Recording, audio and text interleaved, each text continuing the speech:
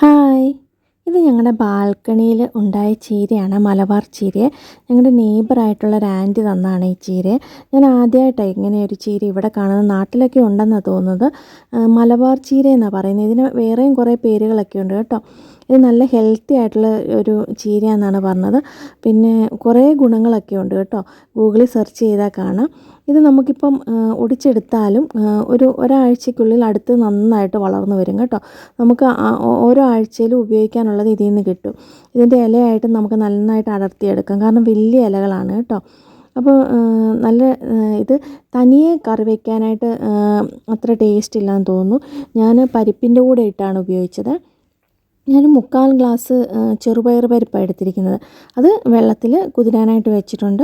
അതുപോലെ ഈ ചീര ഞാനത് നന്നായിട്ട് അടർത്തിയതിന് ശേഷം വെള്ളത്തിലിട്ടിട്ട് നന്നായിട്ട് കഴുകിയെടുക്കുക. കാരണം ബാൽക്കണിയിലൊക്കെ നിന്നുകൊണ്ട് അത്യാവശ്യം പൊടിയൊക്കെ ഉണ്ടല്ലോ, അതൊക്കെ നന്നായിട്ട് കഴുകി നമുക്കത് മാറ്റി വയ്ക്കാവേ. ഇനി ഇതിനായിട്ട് വേണ്ടത് സവാള വേണം. ഒരു സവാളയെ എടുത്തിട്ടുള്ളൂ. പിന്നെ വെളുത്തുള്ളി എടുത്തിട്ടുണ്ട്. പിന്നെ നമ്മുടെ തക്കാളി ഇത്രയും എടുത്തിട്ടുള്ളൂ. നമുക്ക് എണ്ണ ഒഴിച്ചിട്ട് അതിനകത്തോട്ട് കടുക് ഇട്ട് കൊടുക്കുക. കടുക് ഒന്ന് പൊട്ടി വരുമ്പോഴത്തേനും നമുക്ക് അതിനകത്തോട്ട് ഉണക്കമുളക് ഇട്ട് കൊടുക്കാവേ. ഉണക്കമുളക് ഇട്ടതിന് ശേഷം നമ്മുടെ വെളുത്തുള്ളി ഉണ്ടല്ലോ, വെളുത്തുള്ളിയും കൂടി ഇട്ട് കൊടുത്ത് പിന്നെ സവാള നമ്മൾ കൊത്തി അരിഞ്ഞത് നന്നായിട്ട് ഇട്ട് കൊടുത്തതിന് ശേഷം നന്നായിട്ടൊന്ന് വഴറ്റിയെടുക്കുക. അതിനകത്തോട്ട് ലേശം മഞ്ഞൾപ്പൊടി ഇട്ട് കൊടുക്കുക. ആ മഞ്ഞൾപ്പൊടി ഇട്ട് നന്നായിട്ട് വഴന്ന് വരുമ്പോൾ നമ്മുടെ അരിഞ്ഞു വെച്ചിരിക്കുന്ന ചീരയും തക്കാളിയും അതിനകത്തോട്ട് ഇട്ട് കൊടുത്തിട്ട് നന്നായിട്ട് മിക്സ് ചെയ്യുക. ഇതിനകത്തോട്ട് പച്ചമുളക് ഇട്ട് കൊടുക്കാൻ ഞാൻ മറന്നുപോയേ.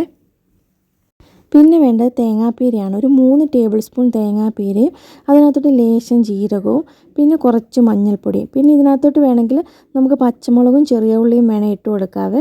ഇതെല്ലാം ഇട്ട് കൊടുത്ത് നന്നായിട്ട് അരച്ചതിന് ശേഷം നമ്മുടെ ആ മിക്സ് ഉണ്ടല്ലോ അതിനകത്തോട്ട് ഒഴിച്ച് കൊടുത്തിട്ട് ചെറുതായിട്ടൊന്ന് ചൂടാക്കുക. അത് ചൂടായി വന്നതിന് ശേഷം നമുക്ക് നമ്മുടെ പരിപ്പ് ഇതിനകത്തോട്ട് ഒഴിച്ചു കൊടുക്കാം കേട്ടോ. പരിപ്പ് ഒഴിച്ചു കൊടുത്തതിന് ശേഷം നന്നായിട്ട് മിക്സ് ചെയ്യുക. ഇത്രയേ ഉള്ളൂ. നല്ല ഈസി ആയിട്ടുള്ള റെസിപ്പിയാണ്. പെട്ടെന്ന് റെഡിയാക്കാനായിട്ട് പറ്റും. ഇതിൻ്റെ കൂടെ പപ്പടമോ പിന്നെ സൈഡായിട്ട് എന്തെങ്കിലും തോരനും മാത്രം മതിയാവും. അപ്പോൾ എല്ലാവരും ഒന്ന് ട്രൈ ചെയ്ത് നോക്കണം കേട്ടോ.